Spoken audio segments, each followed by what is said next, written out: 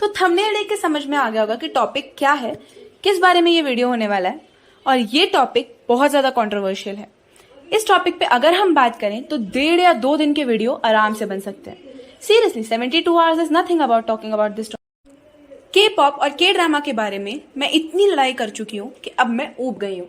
Seriously किसी को भी बोल दो कि मुझे के ड्रामा और के पॉप पसंद है, बस फिर उन्हें देर नहीं लगती है तुम्हारी बेइज्जती करने में। अरे तू के ड्रामा देखती है, अरे के पॉप कौन देखता है, ऐसी सब चीजें कौन देखता है, लड़कियां दिखते हैं और इनसे तो गाना नाचना भी नहीं आता है, ऊपर से शक्लें भी अच्छी नहीं है, चाइनीज है क्या। हाँ, स्टीरियोटाइप करने से पहले जान तो लेना चाहिए के पॉप और के ड्रामास एक्चुअली होते क्या है। बिना कुछ जाने बिना कुछ समझे सिर्फ इतना बोल देना कि बकवास है, बिल्कुल सही बात नहीं है। लेकिन अब इनको कौन समझा। इनके हिसाब से तो बिना गाना सुने बिना मूवीज देखे आप सीधा ये बोल सकते हो सब लड़कियां दिखते हैं, इसलिए हमें पसंद ही नहीं है, बस। और आप उनके सामने एक भी और चीज नहीं बोल सकते, बिकॉज कुछ भी बोलोगे तो लड़ाई होगी, कुछ भी बोलोगे तो तुम चमचे हो उनके, दिन भर यही सब देखते रहते हो, अपनी कंट्री के बारे में कुछ नहीं सोचते हो।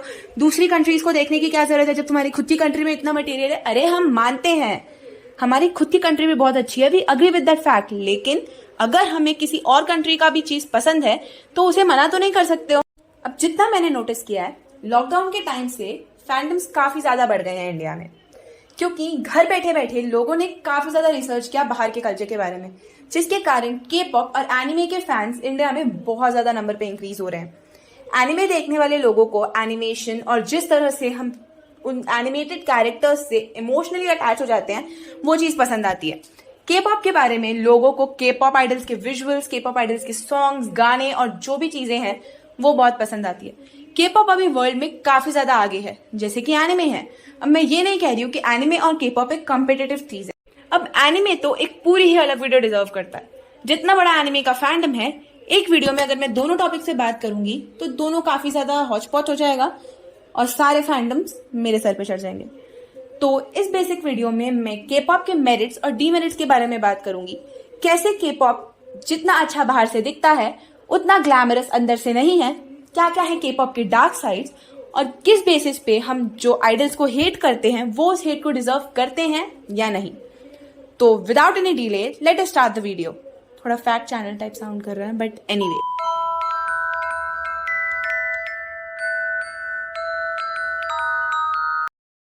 सो फर्स्ट ऑफ ऑल के पॉप और के ड्रामा की बात करते हुए वी शुड नो कि इनका ओरिजिन कहाँ से हुआ है। And as suggested by name, इतना डिफिकल्ट नहीं है पता करना कि के पॉप और के ड्रामा का ओरिजिन कोरिया से हुआ है। But with this Korea we definitely mean South Korea. Korea basically 2 parts पे डिवाइडेड है, एक नॉर्थ कोरिया और एक South Korea, as we all know. तो ये जो K pop and K drama industry है, this belongs to South Korea. तो के पॉप आइडल बनना इंडिया में एक सिंगर या डांसर बनने से थोड़ा अलग होता है। के पॉप आइडल बनने के लिए you have to basically go to a company. वो कंपनी अगर आपको सिलेक्ट करती है तो फिर आपके ऑडिशंस लिए जाते हैं। उन ऑडिशंस में अगर आप पास हो गए तो फिर आपको एक ट्रेनी बना दिया जाएगा। Trainee is basically a person जो ट्रेनिंग ले रहा है under the company to become an idol. अब वो ट्रेनिंग कितने भी टाइम की हो सकती है, डिपेंड्स ऑन कि आपको कितना ज्यादा जरूरत है ट्रेनिंग करने का। अब जब कंपनीज को लगता है कि ये पर्टिकुलर इंसान एलिजिबल है टू बी अ के पॉप आइडल, उसका ट्रेनिंग पीरियड खत्म कर दिया जाता है एंड उसे रिलीज किया जाता है, जिसे डेब्यू बोलते हैं।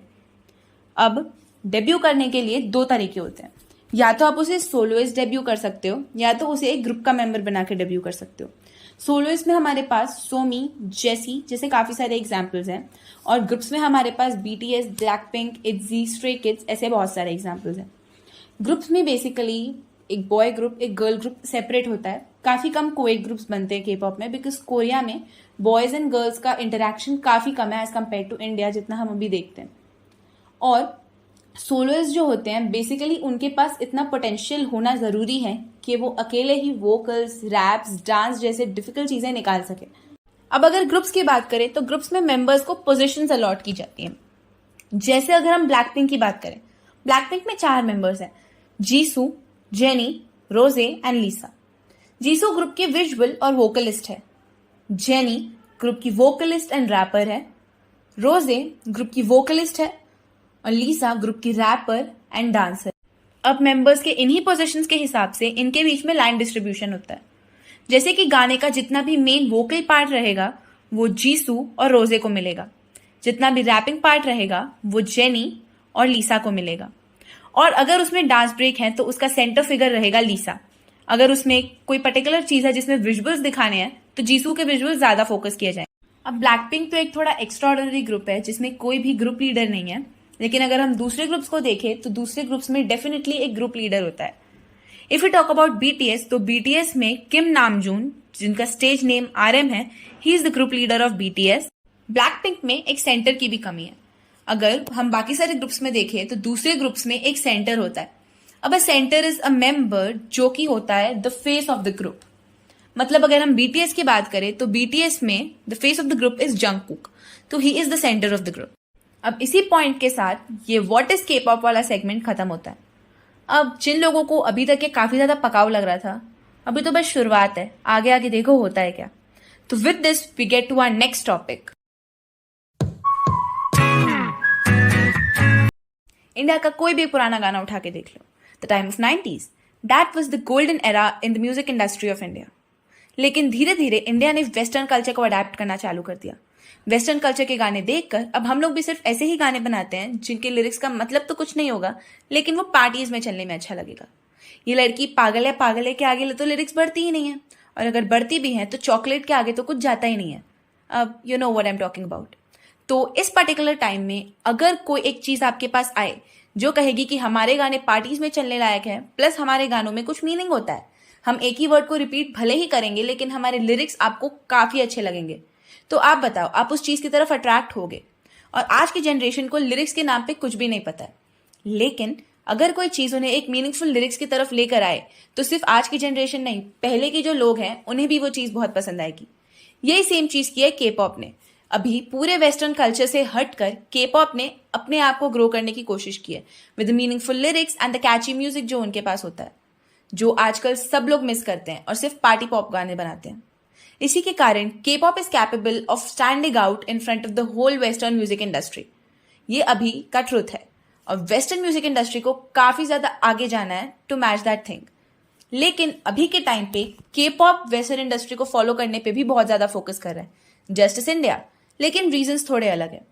इंडिया में इंडियन लोग वेस्टर्न कल्चर की तरफ अट्रैक्ट होने लग गए थे, जिसके कारण इंडियन आर्टिस्ट को ऐसा लगता था अगर उनके गाने ओल्ड फैशन ही रहे तो लोग उन गानों को छोड़कर वेस्टर्न कल्चर की तरफ चले जाएंगे, जिनसे इंडियन गानों का पूरा क्रेज खत्म हो जाएगा। तो इस इंडियन गानों के क्रेज को बरकरार रखने के लिए उन्होंने इंडियन गानों का टेस्ट ही चेंज कर दिया और उसे बेसिकली वो जस्टिन बीबर के पॉप गानों के साथ मिक्सअप कर दिया। The tinge of instruments in the background of Indian songs हमारे इंडियन गानों में चार चांद लगा देता था, लेकिन अभी के टाइम पे उस पर्टिकुलर चीज को ही हटा दिया गया, जिसके कारण इंडियन गानों को उस पर्टिकुलर लेवल पे वापस जाने के लिए बहुत ज्यादा स्ट्रगल करना पड़ेगा। उन गानों में जो मिठास होती थी और वो गाने जो हर एक एज ग्रुप, हर एक जन को पसंद आ सकते थे, उस चीज को ही रिमूव कर दिया गया है, जिससे पार्टी पॉप गाने तो बन जा रहे हैं लेकिन वेस्टर्न कल्चर काफी ज्यादा प्रमोट कर दिया गया है सिर्फ इंडिया में। यही सेम चीज के पॉप भी कर रहा है। के पॉप भी वेस्टर्न कल्चर पे धीरे धीरे उतर रहा है। अगर आप के पॉप के अभी के गानों को सुनोगे तो काफी सारे गाने इंग्लिश में बनते हैं और इंटरव्यूज को भी मैक्सिमम इंग्लिश में लिया जाता है, जिसके कारण वेस्टर्न कल्चर के लोग उसकी तरफ अट्रैक्ट होते हैं। वो जो अमेरिकन साइड पे पॉपुलैरिटी बीटीएस की नहीं बढ़ी थी टिल द ईयर 2018 और 19, परमिशन टू डांस, बटर जैसे काफी सारे गानों ने इसकी पॉपुलैरिटी को आसमान छुआ दिया, जस्ट बिकॉज वो गाने इंग्लिश में थे तो वेस्टर्न कल्चर उससे प्रमोट होता है। वो गाने इंग्लिश में थे जिसके कारण इंग्लिश ऑडियंस उन गानों की तरफ अट्रैक्ट हुई, लेकिन इस पर्टिकुलर चीज से कोरियन कल्चर को काफी ज्यादा नुकसान सहना पड़ेगा, जस्ट बिकॉज वो जो एक कोरियन टिंज होता था हर एक गाने में जो हर किसी को पसंद आता था, उसी चीज को कोरिया भी हटा रहा है, जिसके कारण वो गाने अभी तो बहुत अच्छे हैं वेस्ट साइड पे, लेकिन धीरे धीरे हो सकता है लोगों को वो गानों को अलग करना ना आए। जैसे कि के पॉप के गाने स्टैंड आउट करते थे, अभी के पॉप में जो गाने बनते हैं उनका स्टैंड आउट करना बहुत ज्यादा डिफिकल्ट हो गया है, बिकॉज अभी बैक फॉर मोर जैसे गाने प्रॉपर इंग्लिश में है। Keeping the fact in mind कि अपने कल्चर को इग्नोर करना और किसी और कल्चर को अडेप्ट करना just in the sake of being famous, ये बात सही नहीं है, और इस पर्टिकुलर चीज से अभी के पॉप काफी ज्यादा सफर भी कर रहा है। अगर आप बॉन्ड टूर देखोगे तो उसमें क्रिटिसिज्म इसी चीज के लिए हुआ। अभी के टाइम पे वेस्ट में एक्सेप्ट होने के लिए के पॉप काफी ज्यादा स्ट्रगल कर रहा है, एंड इन सब के अलावा काफी सारे और मेजर्स लिए जा रहे हैं जिससे वो वेस्ट में एक्सेप्ट हो सके। फॉर एग्जाम्पल, अगर आप अभी जेके के गाने निकालो, 7, 3D और वॉज इट टू मच, तीनों गाने are a collab with foreign artist, और इससे वेस्ट के साइड पे अट्रैक्शन बढ़ता है। उन फॉरेन आर्टिस्ट के फैंडम्स भी के पॉप की तरफ अट्रैक्ट होते हैं, इन गानों को सुनते हैं और उसके बाद उन्हें ऐसा लगता है कि के पॉप के गाने are equal to the west side के गाने, जिसके कारण एक बार के लिए वो उन गानों को सुनेंगे तो, लेकिन जो के पॉप के दूसरे गाने हैं उन्हें वो पसंद नहीं करेंगे, जिसके कारण जो एक एक्चुअल एलिमेंट था के पॉप के गानों में, जो वो एक एक्चुअल पोजीशन जिसमें के पॉप था, जो वो के पॉप की एक पहचान थी सबके सामने, वो पहचान खत्म हो जा रही है। तो अब गाने तो बन रहे हैं, वेस्ट में एक्सेप्ट भी हो रहा है के pop, world wide popularity increase हो रही है, लेकिन के पॉप की पहचान कम हो जा रही है। With this I don't mean कि के पॉप में इंग्लिश गाने नहीं बनने चाहिए, लेकिन उनकी जो एक खुद की अलग पहचान है, जो उनका खुद का अलग पोजीशन है, उस चीज को छोड़ने के काम वो गलत। अब के पॉप के बारे में बातें इतने समय तो खत्म नहीं हो सकती, लेकिन अगर मैं इस वीडियो में ही सब कुछ कंप्राइज करूं तो ये वीडियो काफी ज्यादा लेंदी हो जाएगा। तो आई थिंक कि मैं इसका एक पार्ट 2 बनाऊंगी। अब इसका पार्ट 2 बनाने के लिए आई वांट अ कंडीशन कि इस वीडियो पे काफी अच्छा रिस्पॉन्स होना चाहिए। लाइक का टारगेट रख के कोई फायदा नहीं है, क्योंकि मुझे पता है उतना हिट होना नहीं है, अपनी एक्सपेक्टेशन बढ़ा के कोई मतलब नहीं है। तो इस वीडियो पे अगर अच्छा रिस्पॉन्स आया तो मैं इसका पार्ट 2 बनाऊंगी। So do share, like and subscribe my channel. I will see you guys in the next video.